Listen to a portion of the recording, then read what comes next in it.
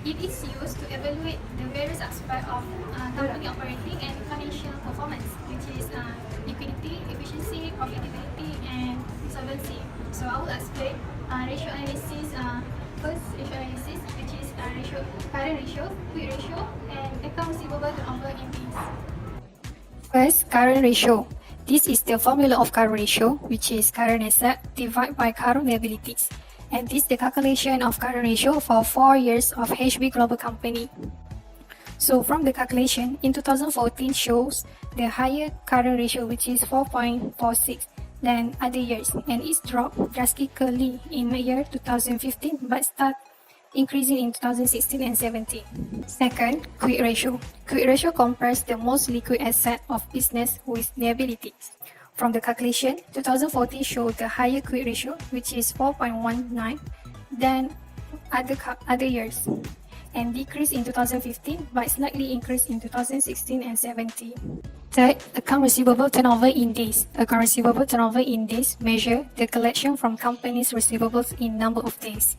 So from the calculation, in year 2016 shows the lowest ratio compared to other years, which is 52 days, but increasing drastically in 2017. My name is Anisha Dwani Vidyasaha. My matrix number is S41638. So next I would like to explain about the next ratio analysis, which is account payable turnover, inventory turnover index, and asset turnover. The next ratio analysis is account payable turnover index. The formula is account payable over cost of sale. We multiply with 365 days. For in calculations, we see that 2017 is the most higher ratio.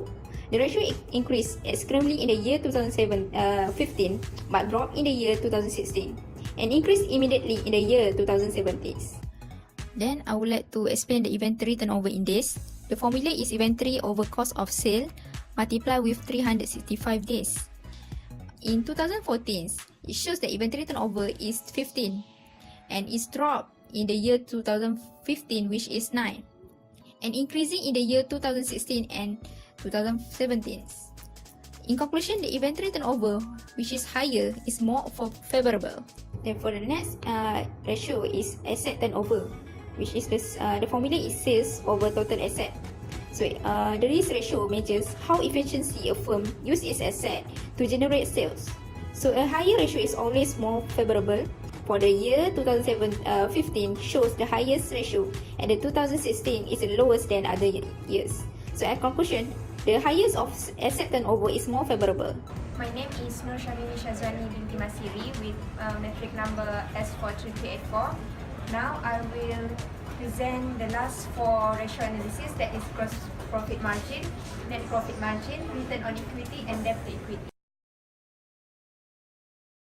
Gross profit margin is a profitability ratio that calculates the percentage of sales that exceed the cost of goods sold. In other words, it measures how efficiently a company uses its materials and labor to produce and sell product profitability. For the gross profit margin, it shows a negative ratio in the year 2014 and 2015, but start increase drastically in the year 2016 and 2017. Better than lower margin because it means that company is able to translate more of its sales into profit at the end of the period.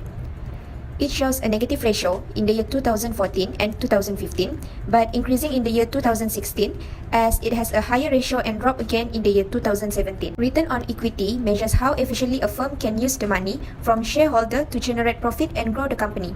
Unlike other return on investment ratio, return on equity is a profitability ratio from the investor point of view.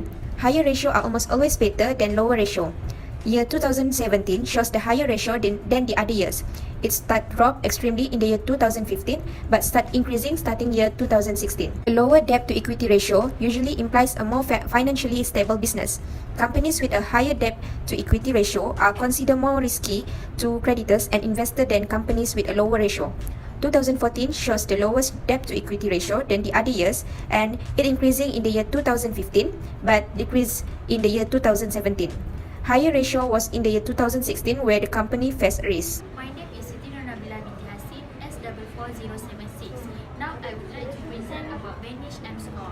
Vanish M score is the variable that constructs from the company's financial statements and create a score to describe the degree to which the earnings have been manipulated. The Banish M score is a mathematical model that uses 8 financial ratios to identify whether a company has. And I only present 6 among 8 Banish M score. The first one is Days Sales and Receivables Index, which is the SRI. Second, Gross Margin Index, GMI. Third, Asset Quality Index, AQI. Fourth, Sales Growth Index, SGI. Fifth, Depreciation Index, DEPI. And sixth, Sales General and Administrative Expenses Index, SGAI. The first one is Days Sales in Receivables Index, DSRI. This measures the ratio of days sales in receivable versus prior year as an indicator of revenue inflation. Based on this formula, we get for 2014 is 1.3, 2015 is 0.43, 2016 is 0.5, and 2017 is 2.49. Second one is Gross Margin Index, GMI. This is measured as the ratio of gross margin versus prior year. A firm with poorer prospects is more likely to manipulate earnings. From the formula, we get for 2014 is negative 1.56, 2015 is 0.114, 2016 is negative 3.38, and 2017 is 0.32. The third is Asset Quality Index, AQI. Asset quality is measured as the ratio of non-current asset other than plant, property and equipment to total assets. AQI is the ratio of assets quality versus prior year. From the formula we get for 2014 is 1.03, 2015 is 1.07, 2016 is 1.23 and 2017 is 1.02. The fourth is Sales Growth Index, SGI. This measures the ratio of sales versus prior year. While sales growth is not itself a measure of manipulation, growth companies are likely to find themselves under pressure to manipulate in order to keep up appearances. From this formula, we get for 2014 is 0.72, 2015 is 0.99, 2016 is 0.54, and 2017 is 1.16. Fifth, Depreciation Index, DEPI. This is measured as the ratio of the rate of depreciation versus prior year. A slower rate of depreciation, DEPI greater than 1, may means that the firm is revising useful assets life assumptions upwards or adopting a new method that is income friendly. From the formula we get for 2014 is 1.26, 2015 is 0.75, 2016 is 1.66, and 2017 is 1.03. Next, Sales General and Administrative Expenses Index, SGAI. This measures the ratio of SGA expenses to the prior year. This is used on the assumption that analysts will interpret a disproportionate increase in sales as a negative signal about firm's future prospects. From the formula we get for 2014 is 0.83, 2015 is 1.08, 2016 is 1.35, and 2017 is 0.97. My name is Nahaida binti Nasir, S42942. Now I will explain about the last two Banish M score, which is Leverage Index, LVGI, and Total Across to Total Asset, TATA. Thus, I will also explain about M score, model calculation, and its application. Next is Leverage Index, LVGI. This measures the ratio of total debt to total asset versus prior year. It is intended to capture debt, covenants, incentive for earnings manipulation.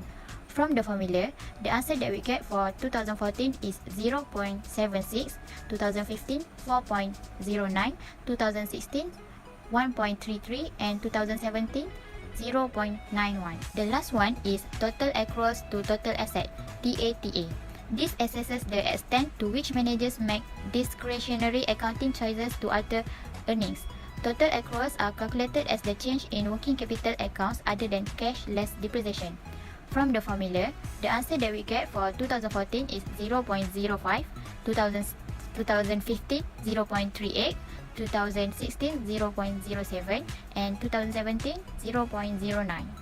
M-score model calculation. This is the formula that we use to determine whether a firm being a manipulator or not. If a score greater than negative 2.22, it indicates a strong likelihood of a firm being a manipulator. So the answer that we get for the 2014 is negative 4.03, 2015 negative 7.53, 2016 negative 7.37, and 2017 negative 2.64. Application of M-Score. M-Score help to uncover companies which are likely to be manipulating their financial statements. It means that HB Berhad did not manipulate its financial statements, since throughout these 4 years, all the answers are lesser than negative 2.22. The application in this model on companies' financial statement and detection of possible manipulation of financial statement might be useful for banks, investors, creditors during diligence or entering a new business relationship. My name is Airisha binti Barok, S41537. I will conclude all about the ratio and give some recommendation for HB Global. First conclusion is to conclude the HB Global does not manipulate their financial statement, but because the poor management and not have a good track of record, the financial statement HB Global due to listed in under PN17. For the recommendation, HB Global should restructure its company management and emphasize on the issue of the accounting disclosure. The second recommendation, company required to submit to Malaysian Stock Exchange their plan on how to regularize or face possible. Recommendation is the company may do creative accounting and earning management, but must do it ethically and according with standard to reduce the incidence of activities in enhancing the credibility and usefulness of the financial statement. Thank you.